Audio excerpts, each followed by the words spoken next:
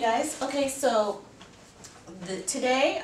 last week I got a request to derive the general equation for an RLC circuit, and that's actually that would be a really long video. So what I did was I worked out the derivation for the general equation of the natural response for a parallel connected RLC circuit for this time, and then we'll build on that.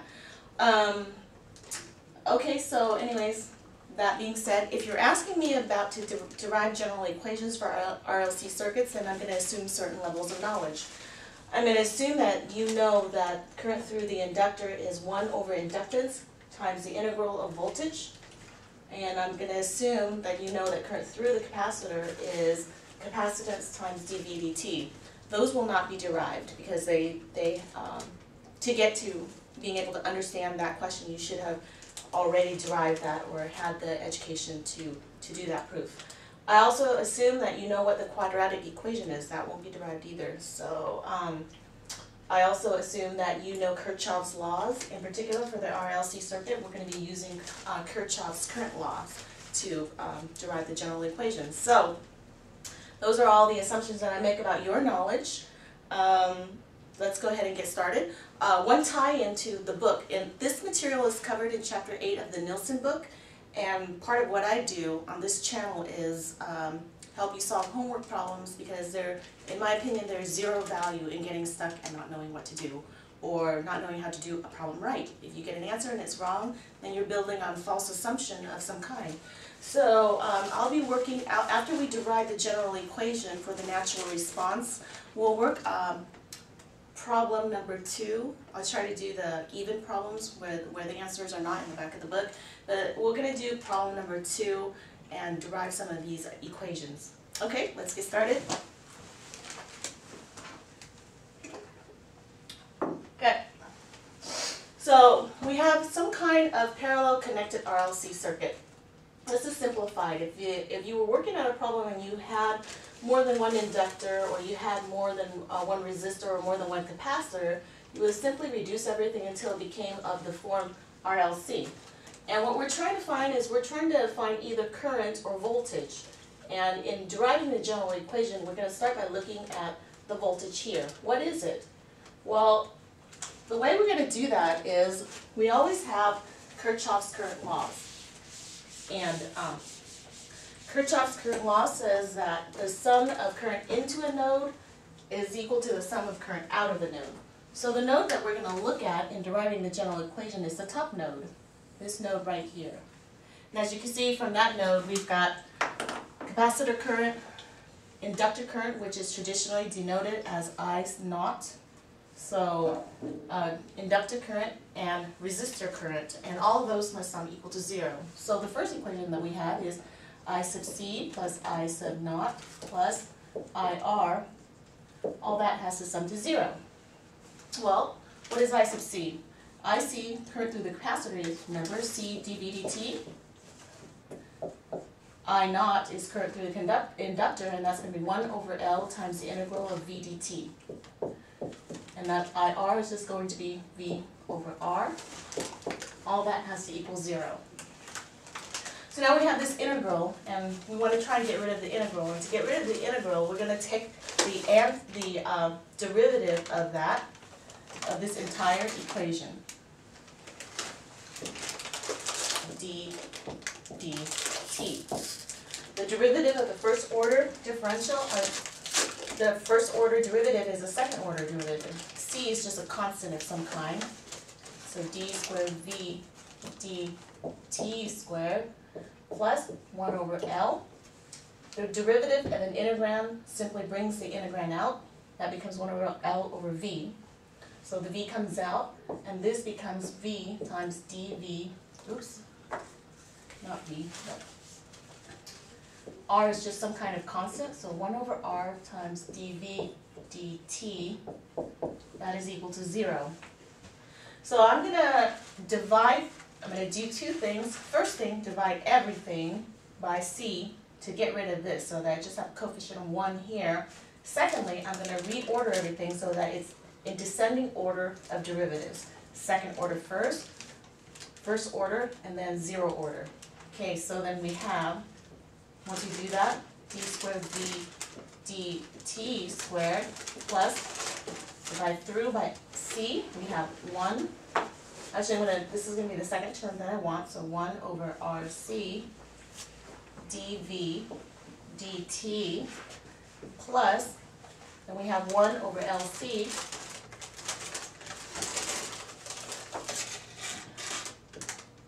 times v is equal to 0. So, what are some possible solutions to this equation? That's the question we're trying to find. Well, as you can see, I have v and dv dt and dv dt squared.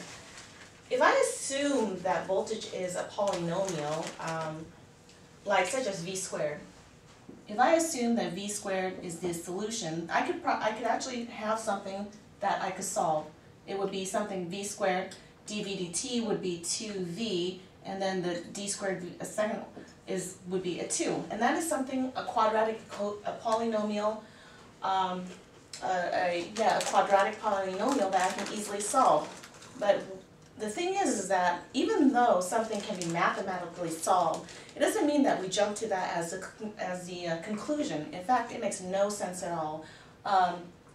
When you have voltage or current, you know that once you switch something on or switch something off, we don't have something that behaves anywhere close to what a polynomial can describe.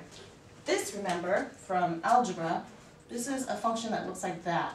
And voltage in no way at all behaves like that, where it just goes off into infinity with time. So we can eliminate polynomials as a class of functions that will describe voltage, even though we can technically plug it in and find a solution for it. It makes no sense. So if we were to think about experiments, a lot of experiments in the past that we've done, whenever we've switched something on or taken away a power source that's been active for a while, we get some kind of decaying function. And that's a good clue to what type of function would actually solve this integral, or this equation. So if you think about, I'm going to use the example of polynomials because they're easier to think about. But whenever we've had something that's set equal to 0, and let's just take a polynomial like v squared plus, actually let's do v cubed plus v squared plus 2v minus 3 is equal to 0. The way we usually solve that is we factor something out. Let's just do that. Okay, v cubed plus v plus 2v. So we factor out of v, and then we end up with v squared plus v plus 2 is equal to 0. And then we can find all the solutions to this polynomial by saying, well, okay, this is one set of solutions, and this is a second set of solutions. So, therefore, we're going to do the same thing here. We have to be able to factor something out to say, this times this equals 0. So therefore, this is going to be one set of my solutions, and this is the second set of my solutions. So, if we have something, in order for us to factor anything out, dv dt, there has to be something in common, a term that all these, this term, and this term, they have to have something in common that can be factored out. And the only way that can happen is that dv dt has, that you have some kind of function where the derivative, its derivative is a form of itself. And there's only one function that does that, and that's the exponential function. So remember, if I have e to the x, d dx of e to the x, that just gives me e to the x. So that tells us that voltage has to take some kind, the form of the exponential function in order for this to be solvable. And that makes sense, and it's consistent with our experiments in our labs, because the exponential function is a function that decays and doesn't blow off into infinity. So that makes sense. And so let's go ahead. So by that logic, by logical reasoning, we could say that it has to be the case, it must be that voltage is of the form A e to the st, okay?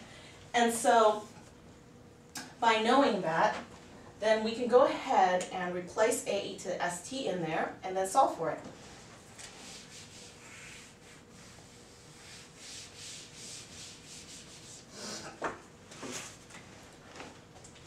So first, we say V voltage is AE to the ST. So then the first derivative is going to be dV dt is going to be AS e to the ST. And then the second derivative, dV squared dt squared, V squared t is going to be AS squared e to the ST. Okay. So now what we're going to do is replace all that, substitute back into this equation.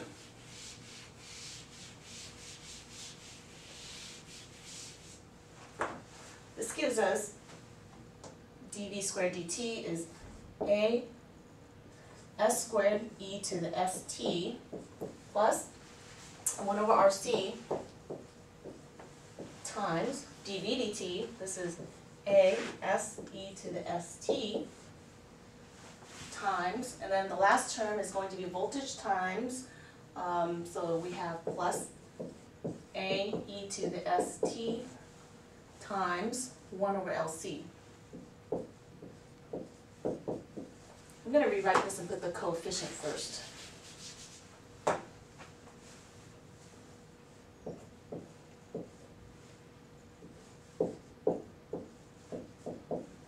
Okay, so this accomplishes what we were looking for. We were looking for something to factor out so that we can have solutions. And we can factor out the voltage, which is AE to the ST. And when we factor that out,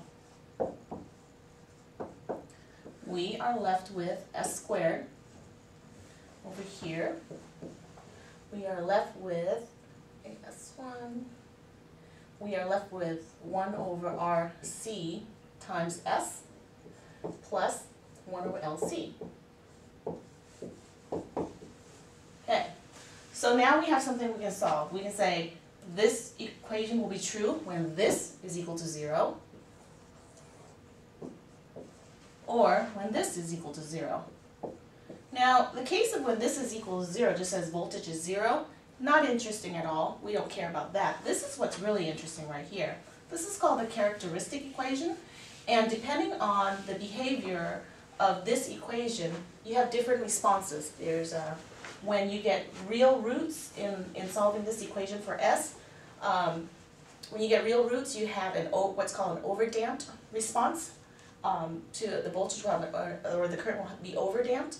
When you have, when it's equal to 0, you're going to have, well actually, you know what, before we get there, let's go ahead and solve these for all the possible possibilities. So we have this over here is S squared plus 1 over RC times S plus 1 over LC. I want to find it when it's equal to 0.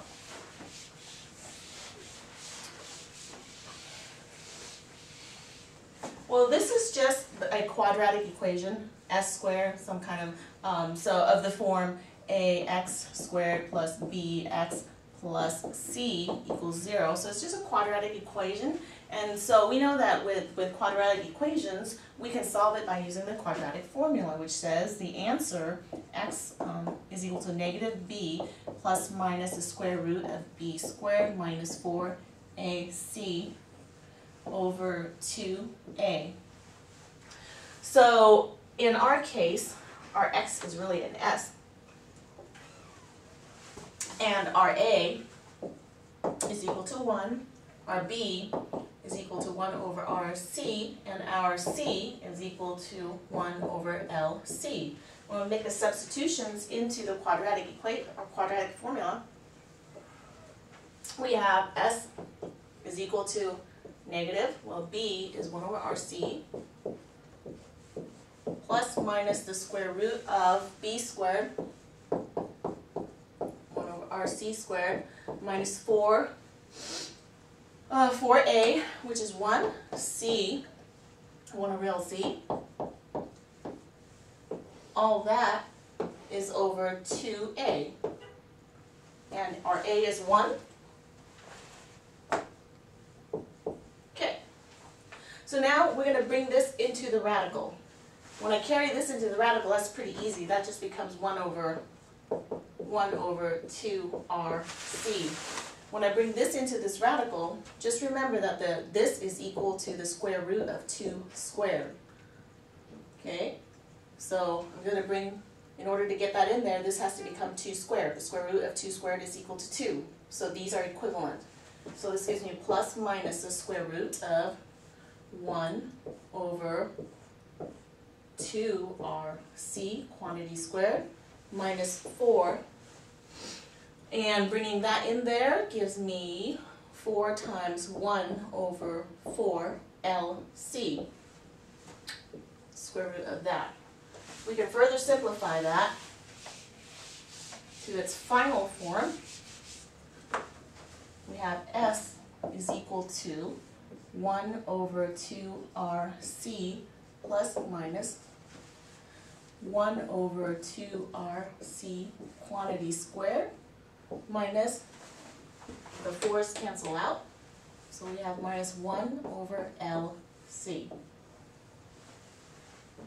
So what I'm going to do is I'm going to call this term, let alpha equal 1 over 2RC.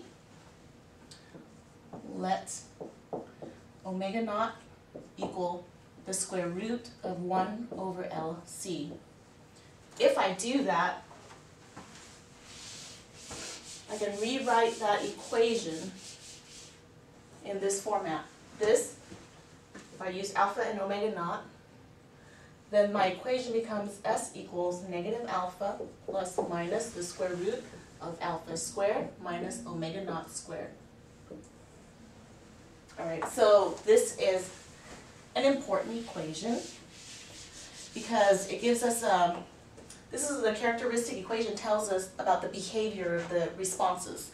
So when I have, under the radical, when I have alpha squared minus omega naught squared, when that quantity is real, then I have an overdamped response.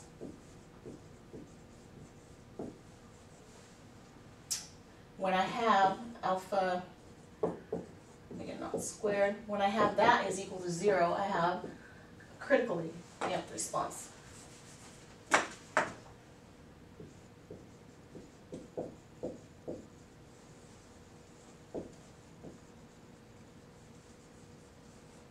And then when I have non-real roots,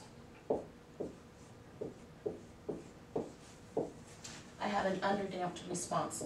And each of these behaviors has different solutions for, you'll use a different way to come up with the general equations. They have a different format of the general equation. So basically, as you can see, we have one component, negative alpha, and then we're going to have something under here. So, and this is going to be for an overdamped response, or for any response. For the most part, you're going to get alpha, this component is different than this component, and you'll have different response. I mean, you'll have one answer is equal to some number, and then the second answer will be, some other number. So a second number of some kind. So there's like two effects. So the final voltage or the final general equation will be the sum of those two effects together. So we say that the general form of the natural response of V, the equation is going to be the first solution, so A1 e to the S1t, plus the second part of it, A2 times e to the S2t. And this is the natural response equation for the parallel connected RLC circuit. Okay, and that's the answer to your question. Your question is pretty broad, it's pretty big, and can't be covered in just one video today, so I'll continue to build on that, but this is the first step, which is the derivation of the natural response for parallel RLC. Now we're going to take a look at an example and try to drive that point home. And the problem is in The problem is 8.2. It says, go back to the general, the schematic that we started with. So we started with this.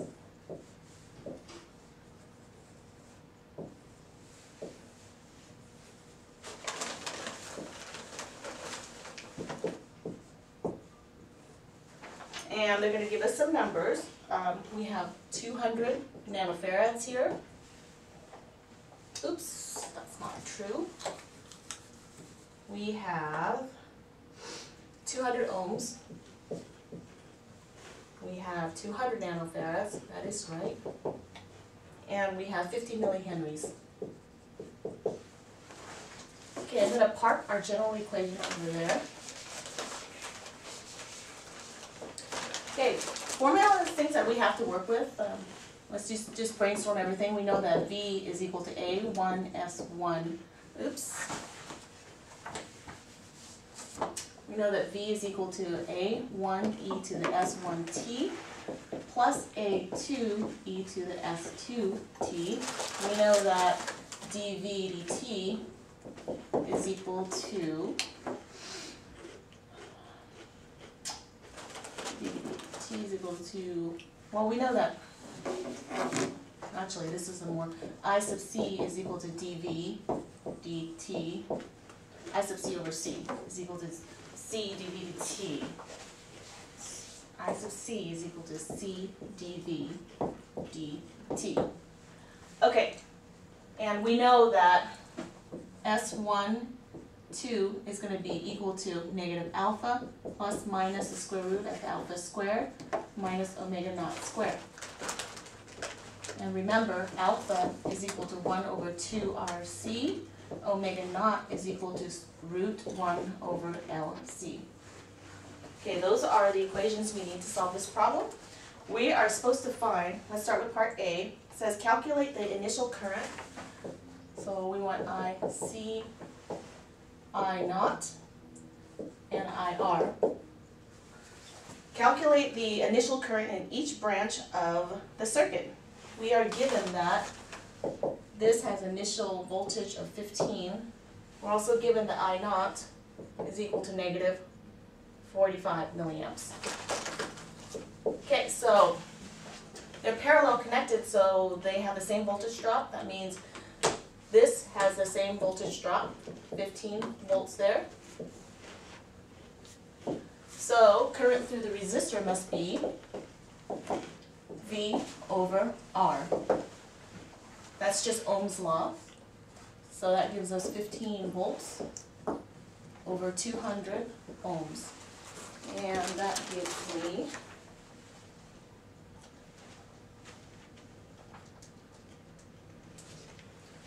0.75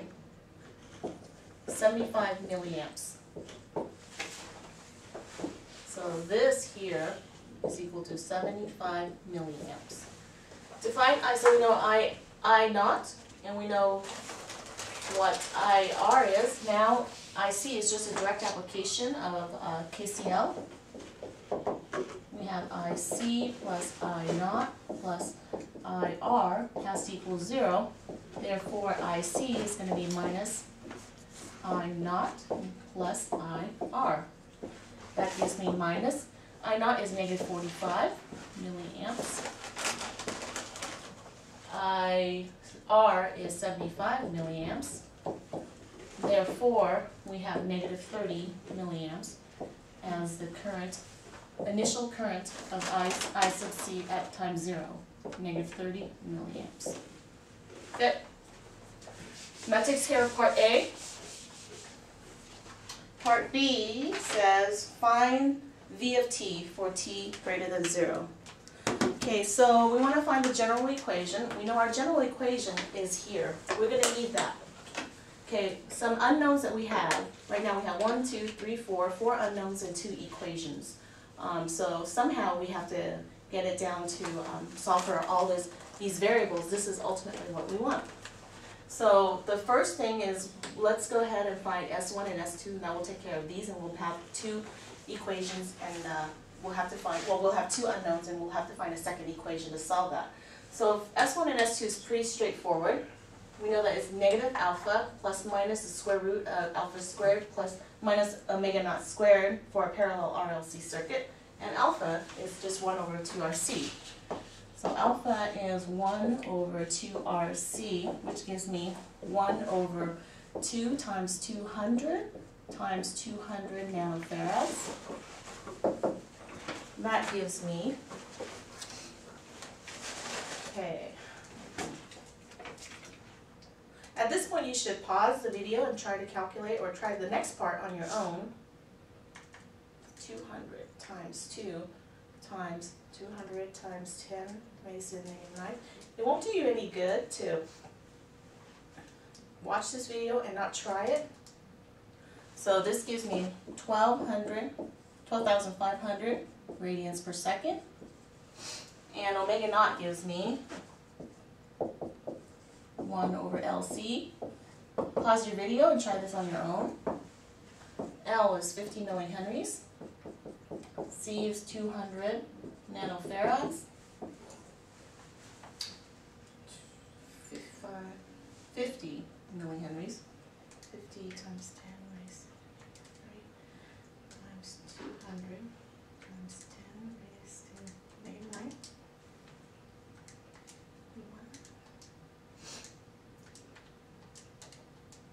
Okay, that should give you 10,000 radians per second. Okay, so then S1, going over here, S1 is going to be, well, they both have this term in common, so I'm going to actually calculate that first. I have the square root of alpha squared minus omega naught squared. I'm going to calculate that. That gives me 1,500, the square root of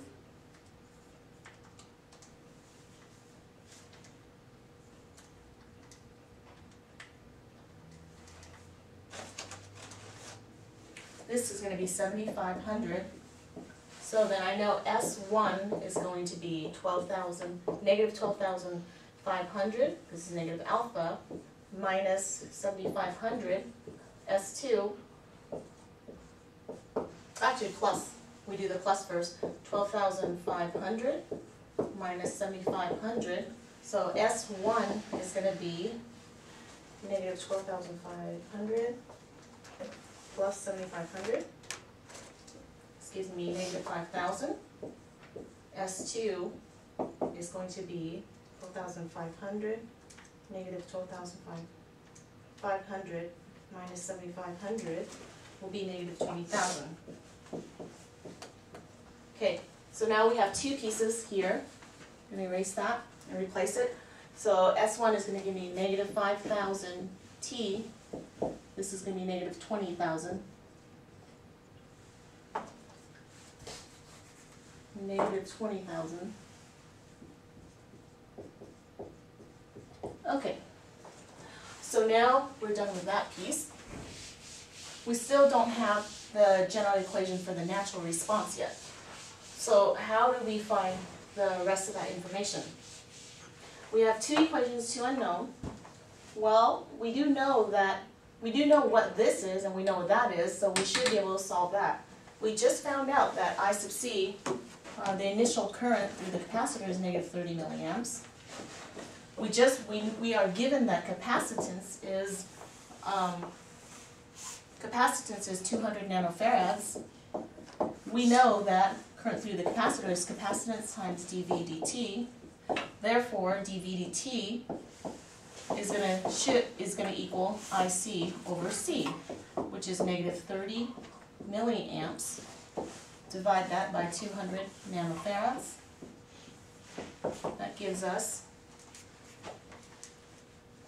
divided by 200 times 10. This gives us negative 150,000 volts per second. Okay, so now that we know that, we can take the derivative of this equation, right? So let's park this valuable piece of information over here. the rate of change at time 0, dt, is going to be negative 150 k per second. Over here, we know that v is equal to a1 e to the negative 5,000 t plus a2 e to the negative 20,000 t. So to match this up with that, because I have a dv dt here, I'm going to take dv dt here, dv, or I'm going to take the derivative of this so that I can get dv dt, d dt. This gives me dv dt is equal to a1 times negative 5,000 e to the negative 5,000 t plus negative 20,000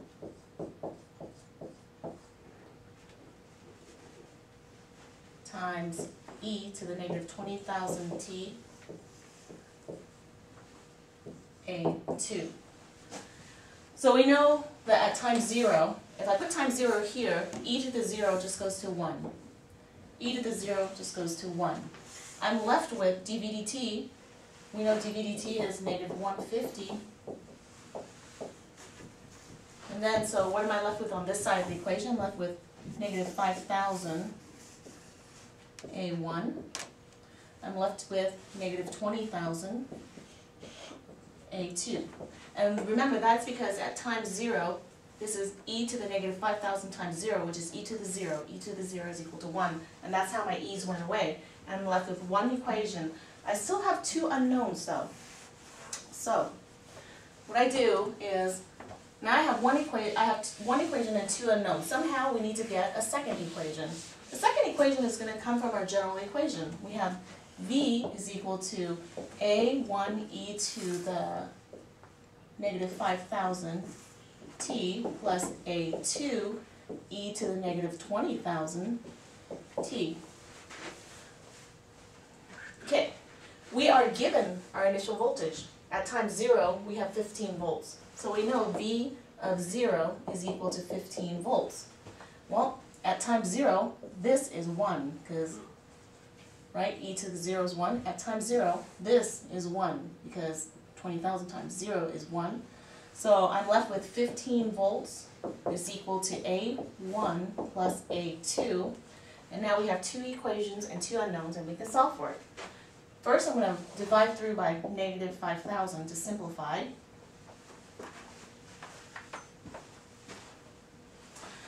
Okay, so when I have 5,000, or 20,000, divided by 5,000, this gives me negative 4.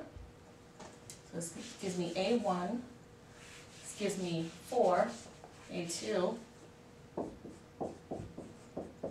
and then 150 divided by 20, or 5,000, this becomes 30.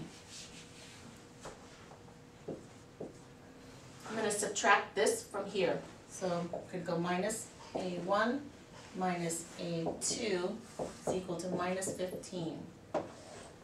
That gives me 3A2 is equal to 15, and A2 is equal to 5. Okay, so I know A2 is 5, therefore I have 15 is equal to A1 plus 5, therefore A1 is equal to 10. So now we have the full equation for voltage. A1 is 10, A2 is 5. And that's the general equation. That is the answer for part B. Okay, for part C, they're asking us to find the current, the general equation for the current through the inductor. Current through the inductor, we're just going to do calculus to solve that. Current through the inductor, remember I, L of T is going to be 1 over L V dt, V dt plus I naught. And that's going to be 1 over 50 millihenries times the integral of 10 e to the negative 5,000 t plus 5 e to the negative 20,000 t, and our initial current through the inductor is negative 45 milliamps. Okay, so what does that give us? Okay, find ILT for t greater than 0.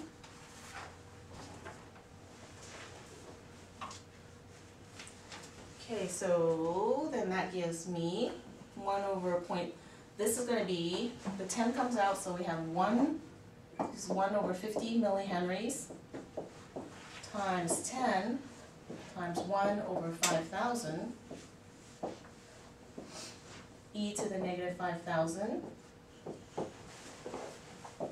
plus 5 times 1 over negative 20,000 e to the negative 20,000 minus 45 milliamps.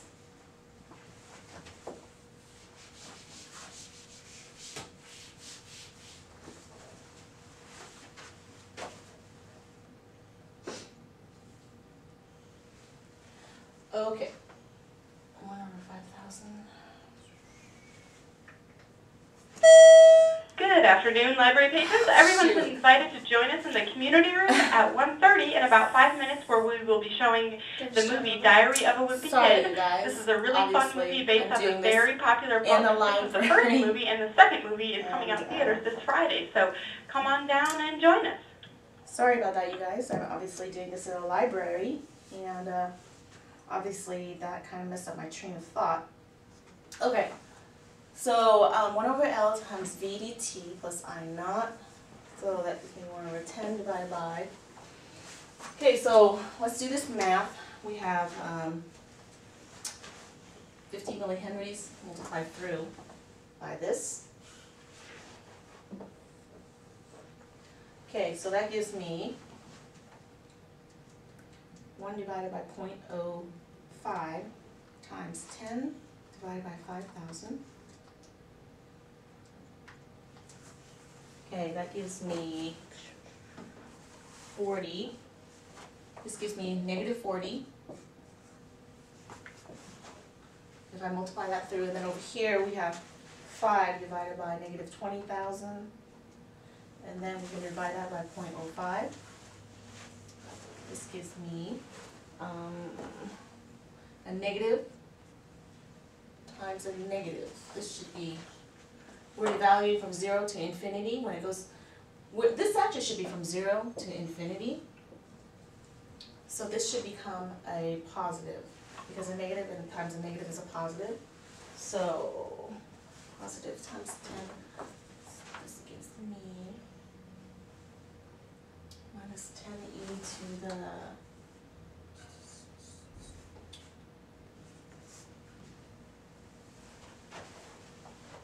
sorry you guys, I just lost my train of thought when that announcement came on, so I have to kind of regroup here.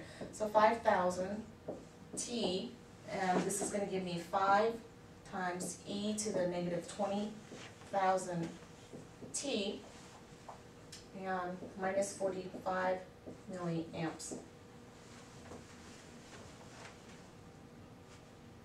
And then this should be a value from 0 to infinity minus 4. And then, you know what, I took some shortcuts, and I don't really, that's not a good idea to take shortcuts. Okay, first, so we evaluate it at, hold on, out of space. Okay. So this is really an improper interval evaluated from 0 to infinity. So let's evaluate it at infinity. So at infinity, this term goes to 0, right? Because e to the negative infinity is 0, e to the negative infinity is equal to 0. So then, what we have is, but we do have like the minus 45, and when we take the case of when we evaluate this over the negative 45, we have negative 45, and then we'll add a 45, we'll evaluate as 0, and the 45s will actually, the initial condition will disappear from the final equation. So we have minus 10 the integral of 10 over 1 5,000 times e to the negative 5,000 t, and then plus 5 e. Oh my goodness, so many distractions. Okay, sorry, there's a lot of distractions today, and it's kind of throwing me off, so I do apologize for that. So 1 over negative 20,000, and then that's going to give me e to the negative 20,000 t. Okay, so and then of course I distribute 1 over 50 millihenries through that. Okay, so good.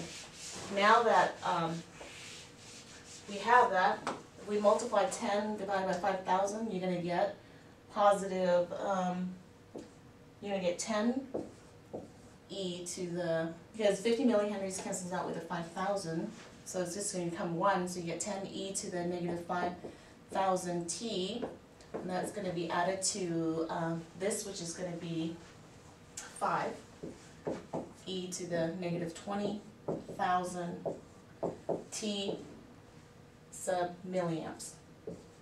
So that is the general equation for IL of T.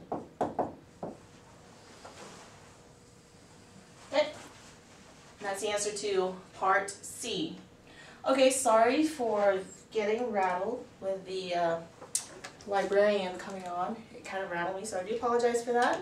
But however, these are the correct answers. This is your general equation for the natural response of that particular RLC circuits. And thanks for the question.